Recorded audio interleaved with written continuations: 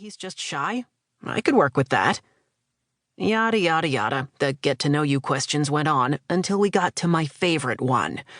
What historical figure do you think you know more about than anyone else in the circle? Samantha.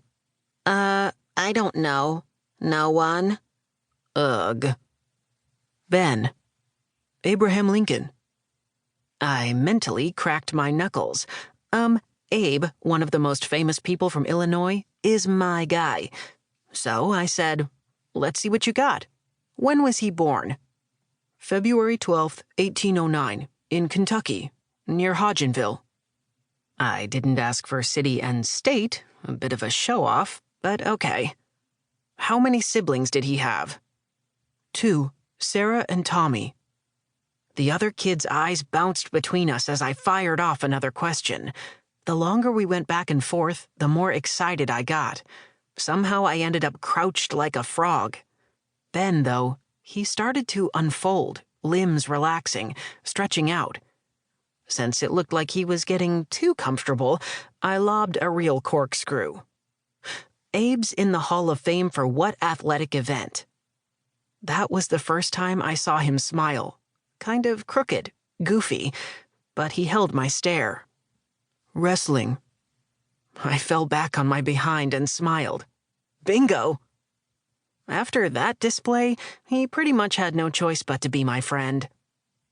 I'd pegged Ben as shy, but it turned out he's just one of those quiet, observant types that's thinking a million miles a minute, and all of his thoughts are deep, existential thoughts, not just, I think I want a turkey sandwich instead of ham. It might be because he's homeschooled, but I don't want to stereotype. Lucky for me, Ben and I were able to work most of the same shifts. Knowing the person in charge does occasionally have its benefits. I introduced him to my best friend, Chloe Thompson, and it was instantly like the three of us had always been together. Ben and I went to most of Chloe's softball games in April. The three of us became regulars at the ice cream shop downtown.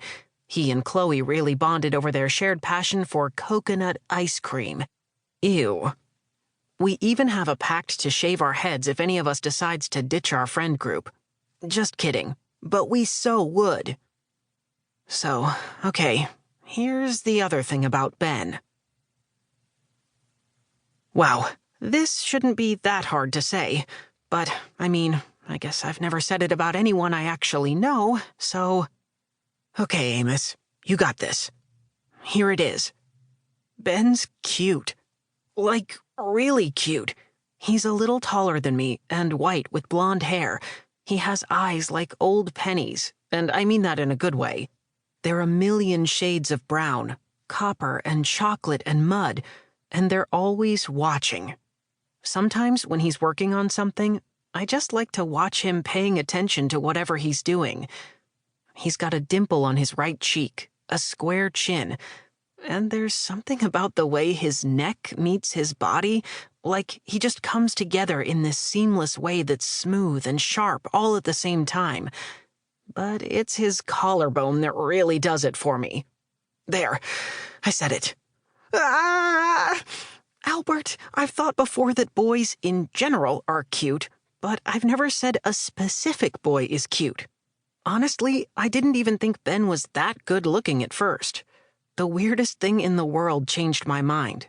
It was mid-June. Oh my God, this is going to sound so dumb, Albert. And Chloe, Ben, and I were at the LHP walking from the Wakefield house, this grayish building that used to be a doctor's office, to the homestead. Ben had a stick, and he was dragging it along the wrought iron fence, which Chloe legit thinks is beautiful. She's obsessed with anything that comes out of a blacksmith shop. And then suddenly, he had 2 sticks, and the tick-tick-tick turned into tick-tick-a-tock, tick-a-tock, as he drummed along the posts. I laughed. What are you doing? What's it look like? The sticks jumped from the fence to my shoulders.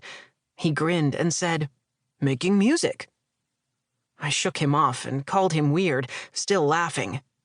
But that was the moment. It was like waking up. My heart wouldn't slow down. I got goosebumps. It was weird. I felt weird. So now it's been months of this me watching him watch things thing.